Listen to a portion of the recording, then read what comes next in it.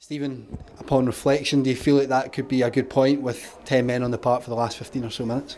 Well, it was 10 men for the last 43 minutes. As soon as we brought Elliot on, he hobbled about for 20 minutes, when we just kept him on as a body. So, what we done to try and win the game with a positive substitution actually turned out to be a disaster for us, really. We hung on. But even with Elliot hobbling about, we got back into the game, showed great character, scored the penalty. And then it was just pure desire and determination to make sure we seen the game out. It was tireless, wasn't it, from your boys out there? And that must be a huge positive going into some big games, the fact that they were never giving up there. Yeah, the back four were magnificent today. I thought Charles Dunn was absolutely outstanding. Probably the best game he's had for the club.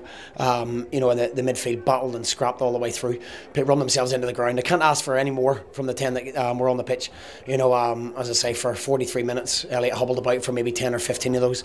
But we were down to 10 men, which you could see held us back. First half, I thought we started poorly for 15 minutes. The wind had a massive effect on the game.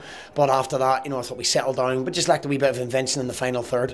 So you make positive subs with George and Elliot coming on. But unfortunately, luck wasn't going our way today. And it's fitting that you speak about the defence, Stephen, because when you look at our home record, we're not letting in many goals at all. One of the best in the league. No, we have got the best record in the league. And that's how you make sure you don't lose games. You have a solid backbone, and Peter Hartley coming back in there again. He took a bit of cramp towards the end, but that's he's that important to us. Him and Trevor are that important to us. We have to take chances in terms of their fitness, and we done that today, and that certainly paid off with them too. Maybe perhaps not with the other two boys. Yeah, and a few of the boys that you mentioned going off. Chris Cadden as well. Trevor looked like he was pulling up with a little bit of pain, so it's a lot of work and hard effort going in. But how are the boys feeling and looking? Yeah, the two boys with the hamstrings. Hamstrings are a little bit unpredictable all the time. Both have trained all week. Elliot and Chris. They both assured me they're 100% fit. But it's hard to judge with hamstrings. In an ideal world, would give them another 2 weeks, but it's not always ideal. In terms of Trevor, it's just a case of pain management until we get to the break. He should be fine. And Peter's was just lack of training. But he was excellent, absolutely superb, and that's the character and the desire that we need to stop the rot, which we've done. And now we look forward to the game on Wednesday. And just finishing, what's your overall feeling after this game? Because it's quite a lot to process, isn't it? Listen, I'm proud of the 10 boys who were on the pitch. They give absolutely everything. Probably people in the stands didn't realise we were playing with 10 men for the whole half, really, bar one cross that Elliot put in.